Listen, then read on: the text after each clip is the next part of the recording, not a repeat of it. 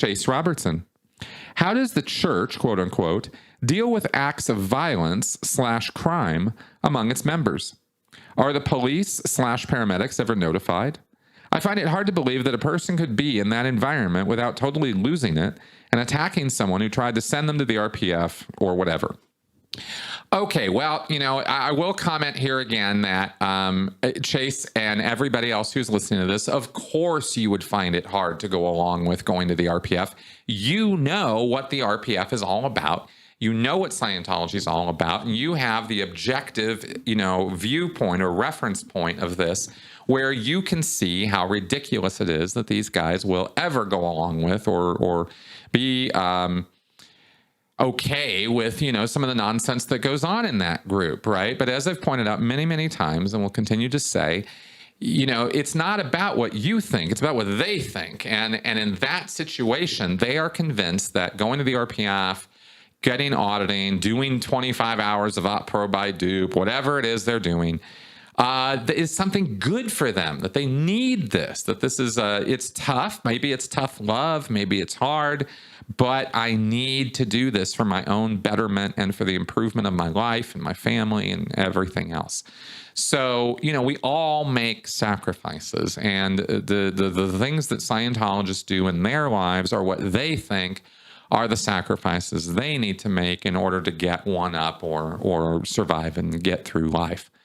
Okay, so that being said, the church deals with crime in a broad sense. I will answer this question very broadly. Of course, we've addressed this many times before. The Church of Scientology is primarily interested in the survival of the Church of Scientology. So anything an individual member does is going to be gauged against, is it a threat to the church? How much of a threat to the church is it?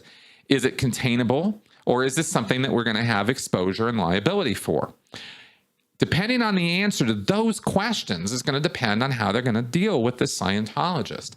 If the guy is still a true believer and wants Scientology in his life and wants to contribute to Scientology and believes that Scientology can continue to help him, and he's done something that is cover-upable, and the church wants this person, they perceive that this person, or they assess that this person is more of a asset to them than a liability, then they will proceed to, cover it up. And they won't, this is Danny Masterson, for example. The church worked very diligently to cover up sexual assault, actual rape that the guy had engaged in.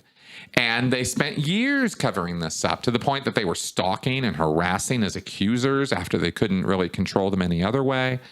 And they tried to keep a lid on the whole thing. And they worked very hard behind the scenes to do that. Danny Masterson is a valuable asset to them. He's a celebrity. He's connected with the entire Masterson family. He's got a lot of money. He's an actor. He's connected. So there were a lot of reasons why Scientology assessed that he was an asset to invest in and help out and try to cover the whole thing up. Now it's blowing up in their face. We'll see where that goes. With your more run-of-the-mill average Joe Scientologist, right, they'll rake him over the coals for his ethical transgressions or moral failings, but they're not going to necessarily be super keen on turning him into the police unless they absolutely have to.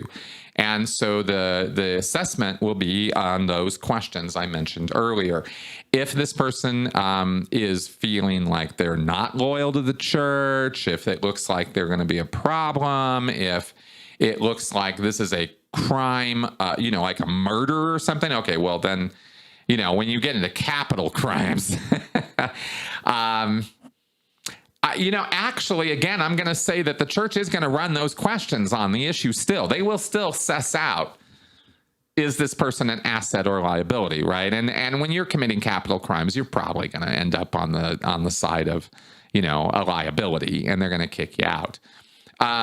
Especially if you're kind of new, right? If you walk into Scientology on day one and say, look, I'm a bank robber, or look, I rob people's houses, that's how I make money, they're gonna not be super interested in you continuing that lifestyle, for sure. But it's very case by case, actually. because let's face it, Scientology is itself a criminal organization. It's a money-making scam. So if they perceive, that here's this person who is trying to scam them, like a Kevin Trudeau, for example, they'll kick him right out, right? I mean, Kevin Trudeau was such a criminal, Scientology couldn't even deal with him. So, like I said, it depends on the context and the situation and how cover-upable the whole thing is and all of that. But that's a basic way you could look at it. But you will find exceptions to every rule I just said because of the arbitrary nature of Scientology and how it's acted over the years.